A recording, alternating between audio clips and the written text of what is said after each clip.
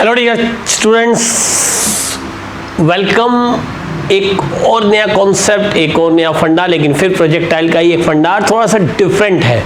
देखो, इसमें मैं आपको क्या कैलकुलेट कराने वाला हूं, इसी मैक्स रेंज ऑफ प्रोजेक्टाइल में हम यहां पर डिस्कस करने वाले हैं maximum displacement of particle in projectile motion.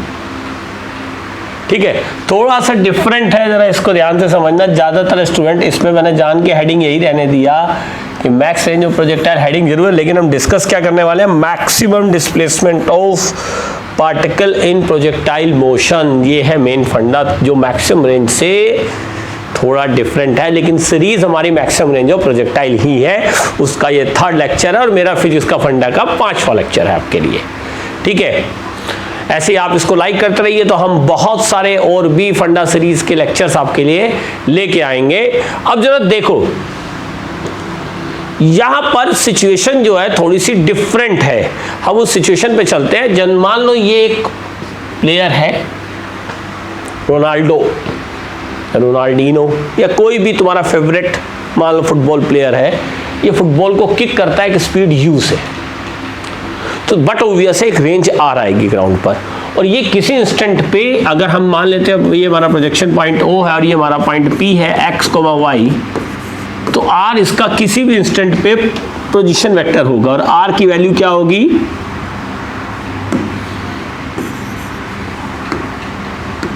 Are will be equal to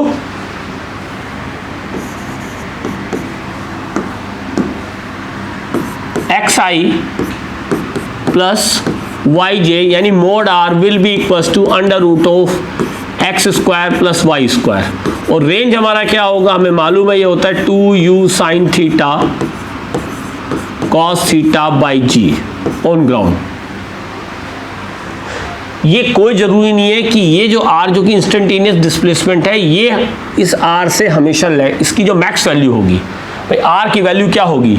अगर हम r की वैसे रेंज देखें ग्राफ वाइज, तो r 0 से जा रहा है और फाइनली लास्ट वैल्यू क्या है r की, कैपिटल R। लेकिन ये जो R है ये जरूर इसकी एक मैक्सिमम वैल्यू होगी।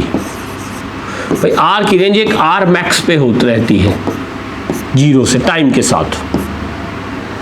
ठीक है, 0 से शुरू होगा t इक्वल टू 0 पर, और टाइम ऑफ फ्लाइट पर ये R पे खत्म होता है, लेकिन बीच में इसकी एक इंटरमीडिएट वैल्यू R मैक्स हो सकती है, और R मैक्स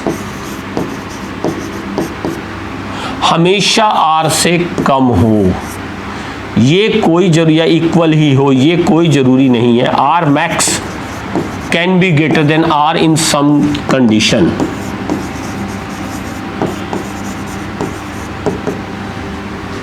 R मैक्स हमेशा R के इक्वल नहीं आएगा। तो ये एक डिफरेंट कॉन्सेप्ट है, और आईआईटी को डिफरेंट चीजें, डिफरेंट कॉन्सेप्ट बहुत पसंद है। वो हमेशा जब पेपर देता है तो कुछ ना कुछ डिफरेंट चीजें पूछता है। और भी प्रोजेक्टाइल में बहुत सारी डिफरेंट चीजें, फंडा सीरीज है, चलती रहेगी, तो बहुत सारे नए नए कॉन्सेप्ट और चीजें आप जेईई एडवांस के लिए सीखते रहोगे। तो जब जेईई में ऐसे क्वेश्चन आपके सामने आएगा तो वहां पर आप कंफ्यूज नहीं होगे, कुछ ना कुछ आप भी सोच ले जाओगे कि हाँ ये सारी चीजें हैं जो थोड़ी सी डिफरेंट है, और यही इसीलिए जेईई एडवांस लो स्कोरिंग हो जाता है, क्योंकि वो थोड़ा सा डिफरेंट चीजें पूछता है, डिफरेंट तरीके से पूछता है।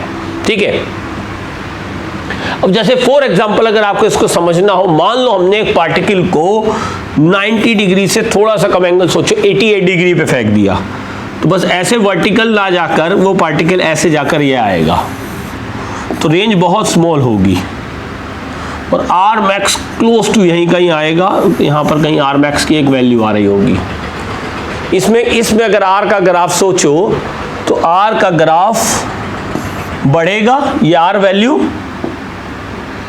R वर्सेस T सिंपली सोचो बढ़ेगी, फिर उसके बाद कम होते होते टाइम ऑफ फ्लाइट पे आते आते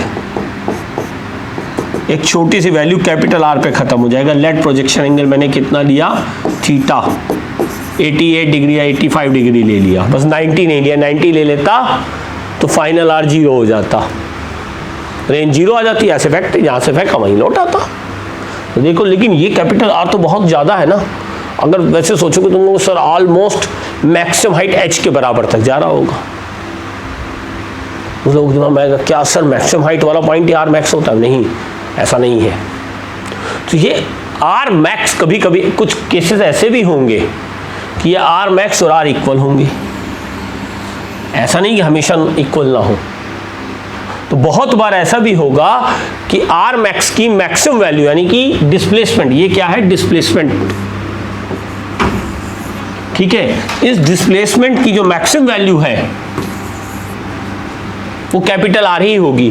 पर कुछ केसेस ऐसे होंगे जब इस आर की मैक्सिमम वैल्यू रेंज आर को एक्सीड करेगी, वो हम एंगुलर प्रोजेक्शन से ही पता लगा सकते हैं।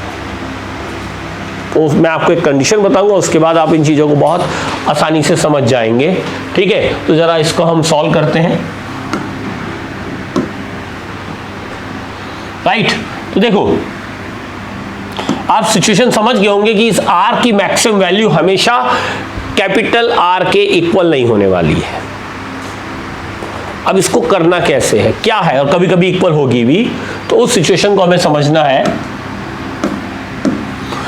तो देखो आर स्क्वायर अभी मैंने बताया था किसी भी टाइम पर होगा x square plus y square. यहां पर ये मैंने पॉइंट पी लिया, किसी इंस्टेंट टी पर ये एक्स कोमा वाई है, projection velocity u at an angle theta. तो x की जनरल इक्वेशन क्या होगी, u cos थीटा t, और y की वैल्यू क्या आएगी, u sin theta t minus half g t square.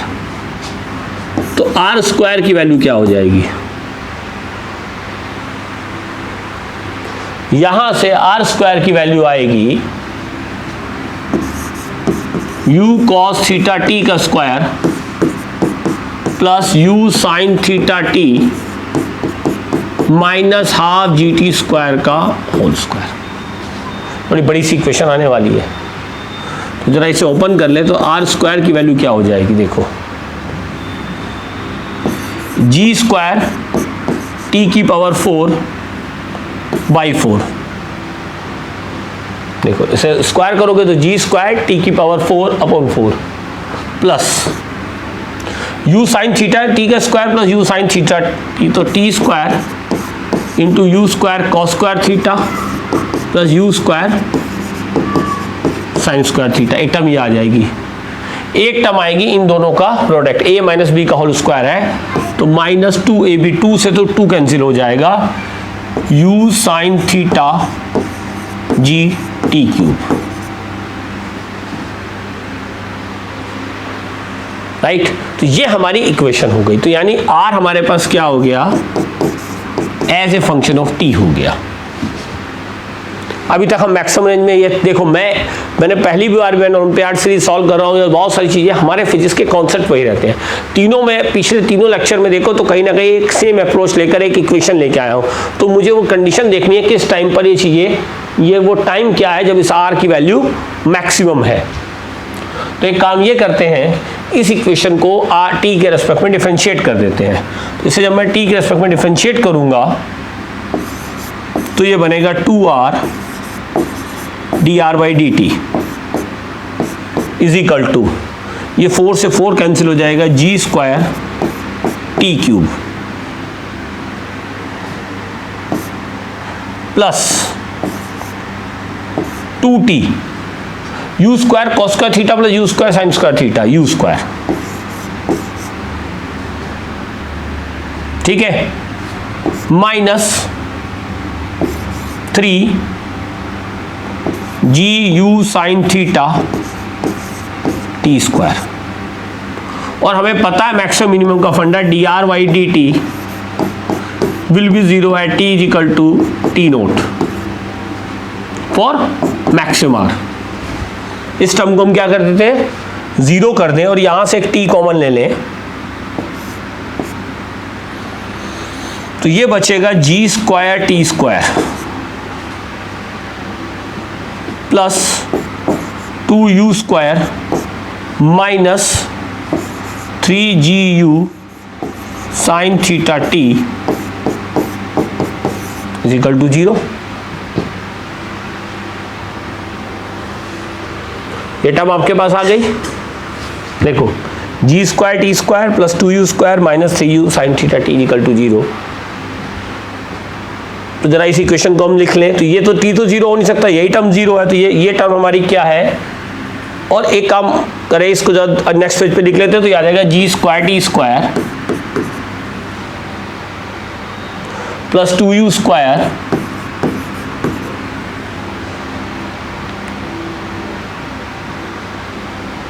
ठीक है minus 3gu sine theta T.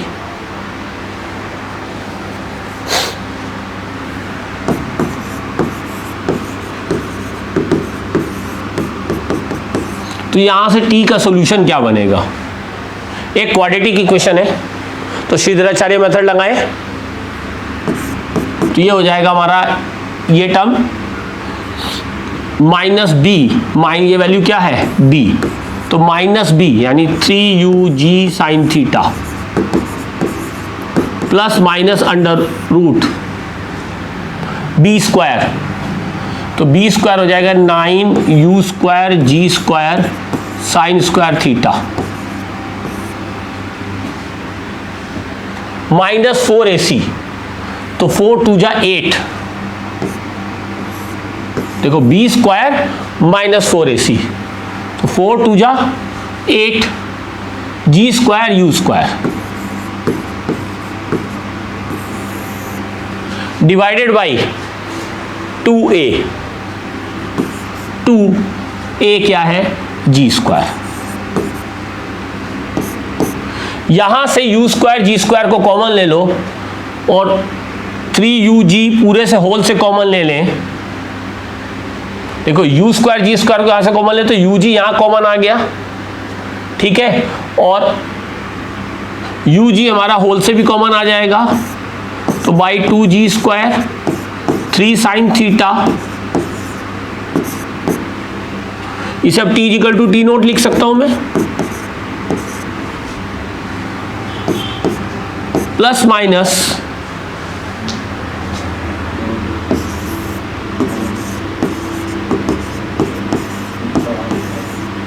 ये आ गया। लेट थीटा की एक पर्टिकुलर वैल्यू है जिसके लिए ये इक्वेशन आ गई। अब ये टाइम इमेजिनरी होता है नहीं होता, तो टी नोट क्या होना चाहिए, greater than equal to zero, एक रियल हो और एक रियल रूट होना चाहिए।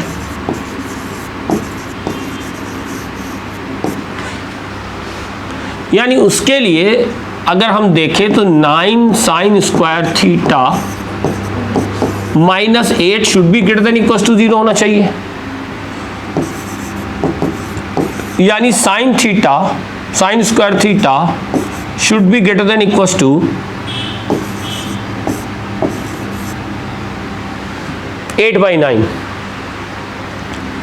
तो tan स्क्वायर थीटा कितना होगा, या tan थीटा की वैल्यू अगर हम यहां से निकालें तो आ जाएगी tan theta should be greater than equal to √8। भाई साइन थीटा कितना हो जाएगा √8/3, वहां से tan थीटा निकाल लो तो कितना आ जाएगा √8। तो tan थीटा ग्रेटर देन √8 मतलब थीटा की अगर हम इसे सॉल्व करेंगे तो ये वैल्यू अप्रोक्स आती है theta should be greater than equal to 70 degree for real root of t naught. Real root of t naught से मतलब यहां पर क्या, एक चीज और तुम्हें बताता हूं, एक बड़ा इंटरेस्टिंग पॉइंट यहां पर और है जो हमें समझना पड़ेगा। ये रियल रूट आ गया लेकिन इसका मीनिंग भी एक बहुत इंपॉर्टेंट है। एक प्रैक्टिकल हम बात को समझते हैं कि एक डिस्प्लेसमेंट हमारा जो है डिक्रीज कब होता है। मान लो ये कोई डिस्प्लेसमेंट है, ये वैल्यू बढ़ रही है, ये डिक्रीज कब होगी।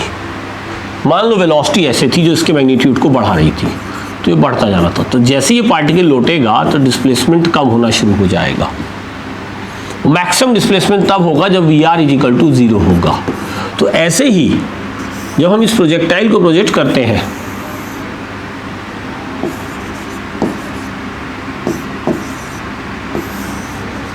तो अगर हम पार्टिकल की वेलोसिटी के एक जनरल कंपोनेंट देखें तो हम ऐसे देख सकते हैं UR UN। हमने एंगुलर वेलोसिटी वाले कुछ क्वेश्चन भी किए हुए हैं जिसमें हमें इस रेडियस वेक्टर की एंगुलर वेलोसिटी निकालनी होती है, ठीक है, तो हमें पता है कि वो UN/R होती है किसी समय, ठीक है, angular velocity of A particle about A given origin, ये वाले क्वेश्चंस के पोजीशन वेक्टर की पोजीशन वेलोसिटी निकालना, ये सारे क्वेश्चंस हम ऑलरेडी कर चुके हैं। अब अगर हम देखें, ठीक है, आर की मैक्सिमम वैल्यू का मतलब क्या होगा, वो सिचुएशन जब ये आर मैक्स होगा जो अभी हमने सॉल्व किया है, उस समय ये 90 डिग्री एंगल होगा।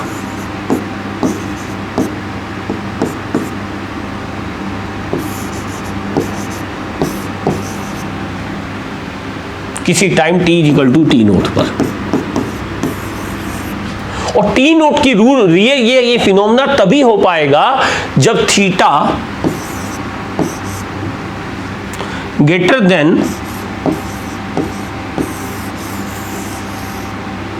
70 डिग्री हो, तभी ये हो पाना पॉसिबल है, अदरवाइज ये पॉसिबल नहीं है।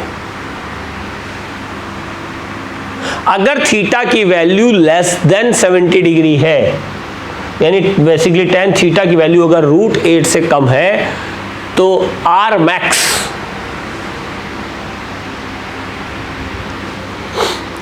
मैक्स की जो वैल्यू है वो ये फिनोमेना होगा ही नहीं। यानी अगर हमने theta less than equals to 70 degree पे प्रोजेक्ट किया तो R मैक्स की वैल्यू अरेंज ही होगी।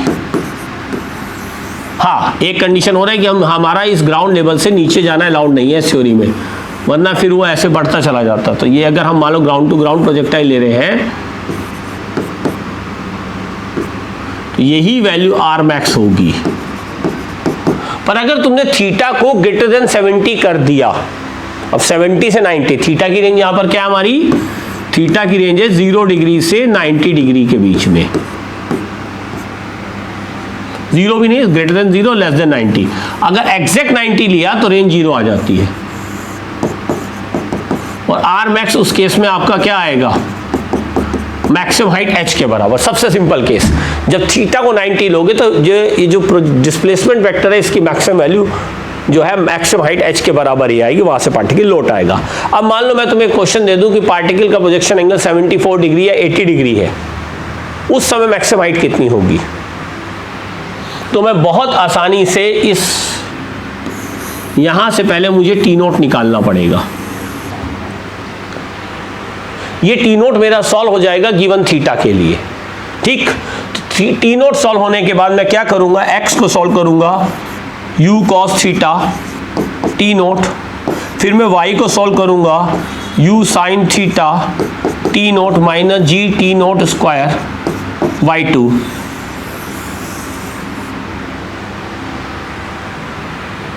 और R मैक्स मेरा कितना आ जाएगा,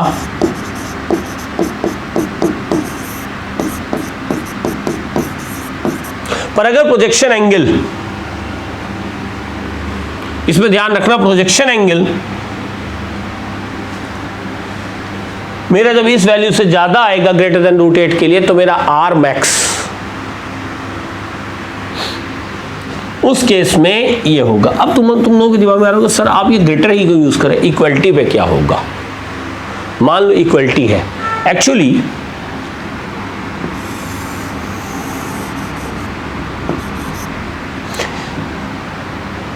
अगर तुम tan थीटा को यहां पर R वर्सेस T का बड़ा इंटरेस्टिंग ग्राफ होता है, अगर तुमने थीटा को एग्जैक्ट 10, ये एग्जैक्ट 70 नहीं है, tan इनवर्स √8 लिया,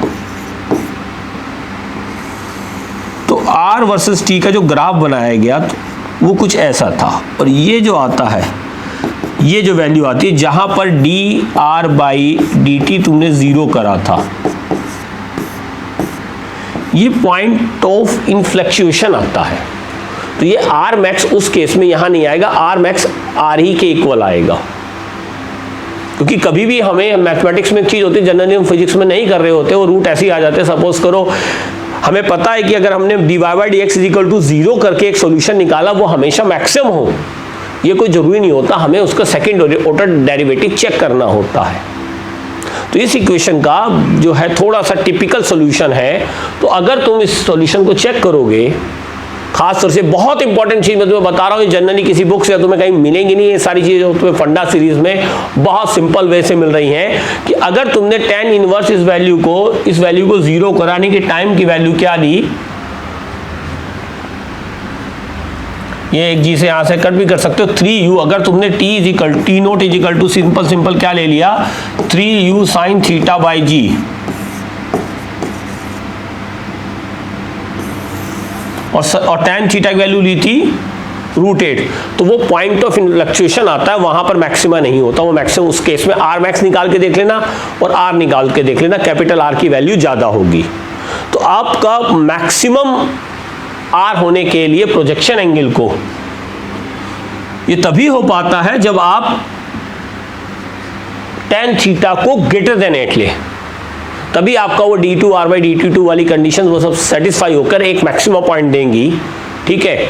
और उसी केस में आपका जो r की वैल्यू आएगी, इस केस में अगर हमारा ध्यान से समझना, अगर theta greater than tan inverse √8 लोगे तभी r मैक्स की वैल्यू इस रेंज R से ज्यादा आएगी। ये एक बहुत छोटा सा मगर इंपॉर्टेंट फंडा था, इसको ध्यान रखना।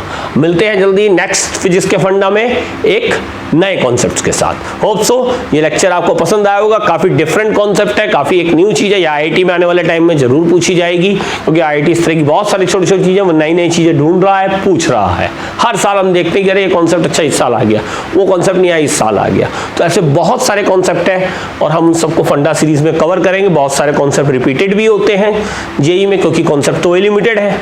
कुछ नए नए एनालाइज करने के तरीके जो जेई टाइम टू टाइम पूछता रहता है। तो आप इसको अच्छे से नोट कर लें, समझ लें, कमेंट बॉक्स में बताएं मुझे कि अगर कोई पॉइंट आपको ना क्लियर हुआ हो, ठीक है। और वीडियो को लाइक जरूर कर दें।